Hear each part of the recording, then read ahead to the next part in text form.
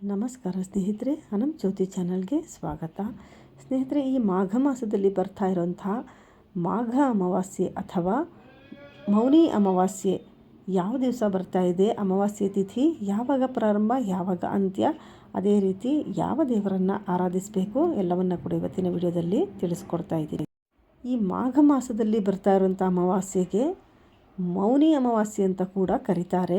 ಕಾರಣ ಏನು ಅಂತ ಹೇಳಿದ್ರೆ, ಈ ಮೌನಿ ಅನ್ನೋ ಪದ ಬಂದಿದ್ದು ಮುನಿ ಅನ್ನೋ ಪದದಿಂದ.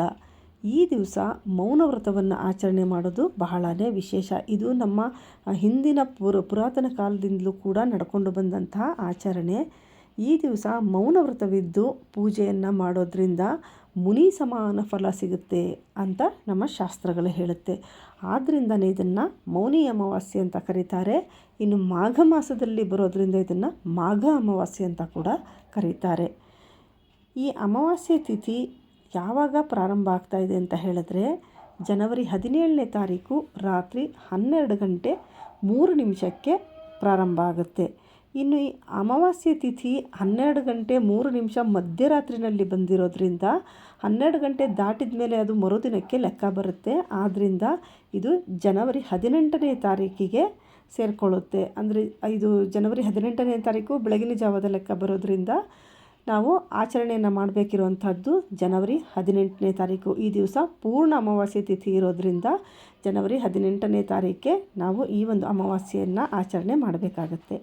ಇನ್ನು ಈ ಅಮಾವಾಸ್ಯೆ ತಿಥಿ ಮುಕ್ತಾಯಗೊಳ್ತಾ ಇರುವಂಥದ್ದು ಅದೇ ದಿವಸ ರಾತ್ರಿ 1 ಗಂಟೆ 21 ನಿಮಿಷಕ್ಕೆ ಮುಕ್ತಾಯ ಆಗ್ತಾ ಇದೆ. ಅಂದರೆ ಇದು ಕೂಡ ಮಧ್ಯರಾತ್ರಿನಲ್ಲೇ ಮುಕ್ತಾಯ ಆಗ್ತಾ ಇರೋದ್ರಿಂದ ಇದು ಕೂಡ ಮರುದಿನ ಬೆಳಗಿನ ಜಾವಕ್ಕೆ ಸೇರಿಕೊಳ್ಳುತ್ತೆ. ಆದ್ದರಿಂದ ಇದು 19ನೇ ತಾರೀಕು ಬೆಳಗಿನ ಜಾವ 1 ಗಂಟೆ 21 ನಿಮಿಷಕ್ಕೆ ಮುಕ್ತಾಯ ಆಗ್ತಾಯಿದೆ.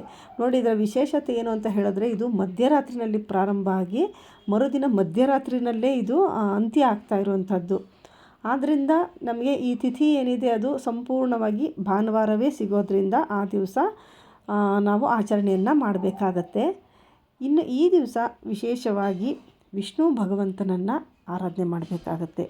ಅದೇ ರೀತಿ ಶಿವ ಪರಮಾತ್ಮನನ್ನು ಕೂಡ ಪೂಜಿಸಬೇಕಾಗತ್ತೆ. ಎಲ್ಲಕ್ಕಿಂತ ಮುಖ್ಯವಾಗಿ ಈ ದಿವಸ ಪಿತೃಗಳಿಗೆ ನಾವು ಪೂಜೆಯನ್ನು ಸಲ್ಲಿಸಬೇಕಾಗತ್ತೆ. ಈ ದಿವಸ ಪಿತೃಗಳಿಗೆ ತರ್ಪಣವನ್ನು ಕೊಡೋದಿರಬಹುದು ಅಥವಾ ಅವರಿಗೆ ಸ್ಮರಣೆಯನ್ನು ಮಾಡಿ ಒಂದು ಎಳ್ಳೆಣ್ಣೆಯ ದೀಪವನ್ನು ಹಚ್ಚಿಡುವಂಥದ್ದಾಗಿರ್ಬೋದು, ದಾನ ಧರ್ಮಗಳನ್ನು ಮಾಡುವಂಥದ್ದಾಗಿರ್ಬೋದು, ಎಲ್ಲವೂ ಕೂಡ ಈ ದಿವಸ ಪಿತೃಗಳ ಹೆಸರಿನಲ್ಲಿ ಮಾಡೋದ್ರಿಂದ ಪಿತೃದೋಷ ಯಾರಿಗೆಲ್ಲ ಇರುತ್ತೋ ಅವರಿಗೆ ಈ ಎಲ್ಲ ಕೆಲಸಗಳನ್ನು ಮಾಡೋದ್ರಿಂದ, ಅಂದರೆ ದಾನ ಕೊಡೋದಾಗಿರಬಹುದು, ಪಿತೃಗಳ ಪೂಜೆ ಮಾಡಿ ತಿಲತರ್ಪಣವನ್ನು ಕೊಡೋದಿರಬಹುದು, ಇವೆಲ್ಲವನ್ನು ಮಾಡೋದ್ರಿಂದ ಪಿತೃದೋಷ ಅನ್ನೋದು ನಿವಾರಣೆ ಆಗುತ್ತೆ.